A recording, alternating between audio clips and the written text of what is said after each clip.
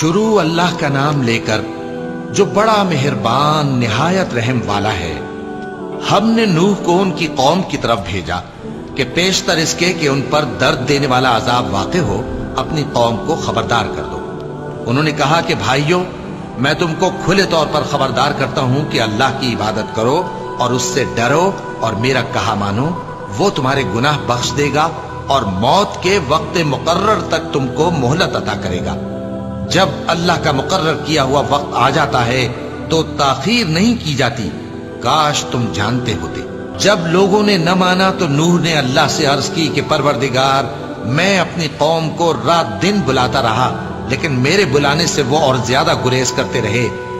جب میں نے ان کو بلایا کہ توبہ کریں اور تو ان کو معاف فرمائے تو انہوں نے اپنے کانوں میں انگلیاں دے لی اور اپنے اوپر کپڑے اوڑھ لیے اور اڑ گئے اور خوب تکبر کرنے لگے۔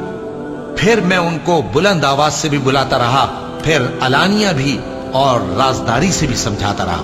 پھر میں نے کہا کہ اپنے پروردگار سے معافی مانگو کہ وہ بڑا معاف کرنے والا ہے، وہ تم پر آسمان سے موسلا دھار میں برسائے گا اور تمہارے مال اور بیٹوں میں اضافہ کرے گا اور تمہیں باغ عطا کرے گا اور ان میں تمہارے لیے نہریں بہا دے گا۔ تم کو کیا ہوا ہے کہ تم اللہ کی عظمت کا اعتقاد نہیں رکھتے، حالانکہ اس نے تم کو طرح طرح کی حالتوں میں پیدا کیا ہے؟ کیا تم نے نہیں دیکھا کہ اللہ نے 7 آسمان کیسے اوپر تلے بنائے ہیں اور چاند کو ان میں روشن بنایا ہے اور سورج کو چراغ بنا دیا ہے؟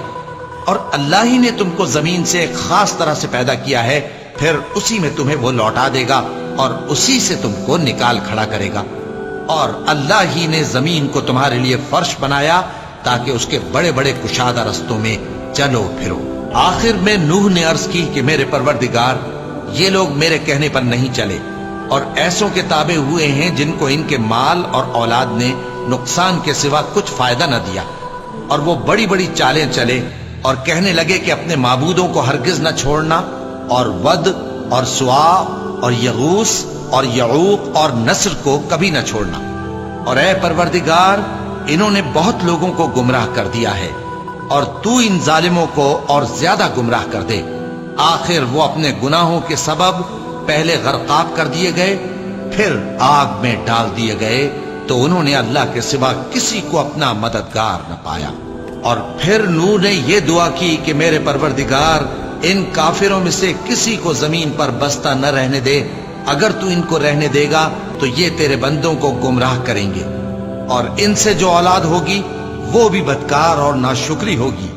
اے میرے پروردگار، مجھ کو اور میرے ماں باپ کو اور جو ایمان لا کر میرے گھر میں آئے اس کو اور تمام ایمان والے مردوں اور ایمان والی عورتوں کو معاف فرما اور ظالم لوگوں کے لیے اور زیادہ تباہی بڑھا۔